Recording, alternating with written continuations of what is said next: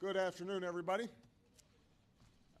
Yesterday, before votes were tallied, I shot a video that some of you may have seen in which I said to the American people, regardless of which side you were on in the election, regardless of whether your candidate won or lost, the sun would come up in the morning. And that is one bit of prognosticating that actually came true. The sun is up, and I know everybody had a long night. I did as well. I had a chance to talk to President-elect Trump last night, about 3:30 in the morning, I think it was, to congratulate him on winning the election, and I had a chance to invite him to come to the White House tomorrow to talk about making sure that there is a successful transition between our presidencies. Now, it is no secret that the President-elect and I have some pretty significant differences. But remember, 8 years ago, President Bush and I had some pretty significant differences. But President Bush's team could not have been more professional or more gracious in making sure we had a smooth transition so that we could hit the ground running. And one thing you realize quickly in this job is that the presidency and the vice presidency is bigger than any of us. So I have instructed my team to follow the example that President Bush's team set 8 years ago and work as hard as we can to make sure that this is a successful transition for the President-elect. Because we are now all rooting for his success in uniting and leading the country. The peaceful transition of power is one of the hallmarks of our democracy.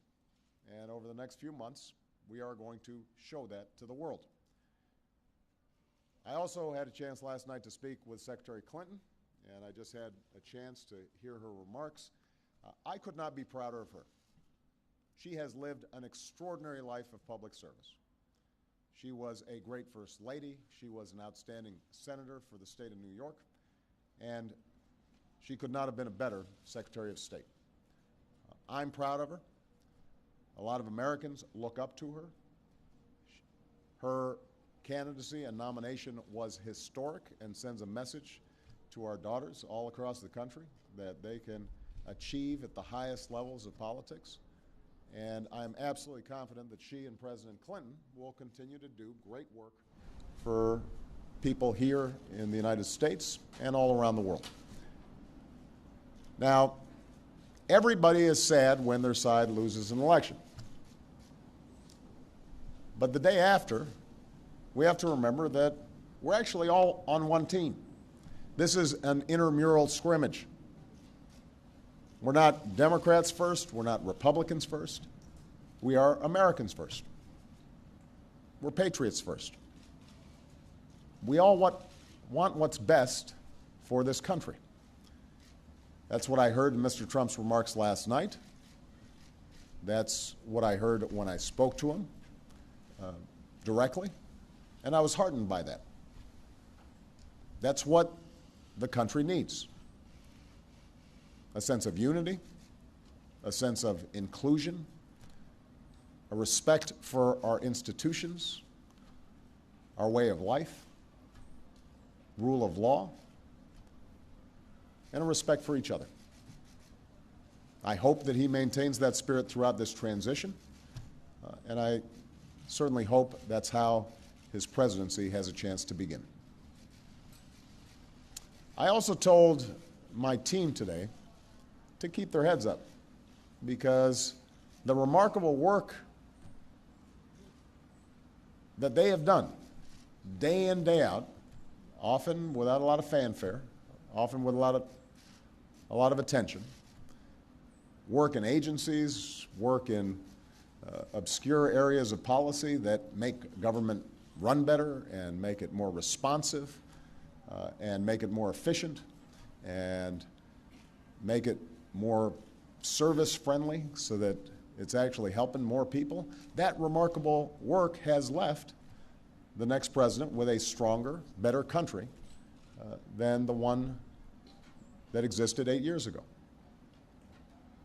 So win or lose in this election, that was always our mission. That was our mission from day one. And everyone on my team should be extraordinarily proud of everything that they have done. And so should all the Americans that I've had a chance to meet all across this country, who do the hard work of building on that progress every single day. Teachers in schools, doctors in an ER clinic, small businesses putting their all into starting something up, making sure they're treating their employees well. All the important work that's done by moms and dads and families and congregations in every state. The work of perfecting this union. So this was a long and hard-fought campaign. A lot of our fellow Americans are exultant today. A lot of Americans are less so. But that's the nature of campaigns. That's the nature of democracy. It is hard and sometimes contentious and noisy. And it's not always inspiring. But to the young people who got into politics for the first time and may be disappointed by the results, I just want you to know you have to stay encouraged. Don't get cynical. Don't ever think you can't make a difference. As Secretary Clinton said this morning, fighting for what is right is worth it. Sometimes you lose an argument. Sometimes you lose an election. You know, the path that this country has taken has never been a straight line. We zig and zag, and sometimes we move in ways that some people think is forward and others think is moving back. And that's okay. I've lost elections before. Joe hasn't, but, you know. So I've been sort of sharing. Remember, you beat me badly. That's the way politics works sometimes. We try really hard to persuade people that we're right. And then people vote. And then if we lose, we learn from our mistakes, we do some reflection, we lick our wounds, we brush ourselves off, we get back in the arena. We go at it. We try even harder the next time. The point, though, is that we all go forward with a presumption of good faith in our fellow citizens. Because that presumption of good faith is essential to a vibrant and functioning democracy. That's how this country has moved forward for 240 years. That's how we've pushed boundaries and promoted freedom around the world. That's how we've expanded the rights of our founding to reach all of our citizens. It's how we have come this far. And that's why I'm confident that this incredible journey that we're on as Americans will go on. And I'm looking forward to doing everything that I can to make sure that the next president is successful in that. I've said before, I think of this job as being a relay runner.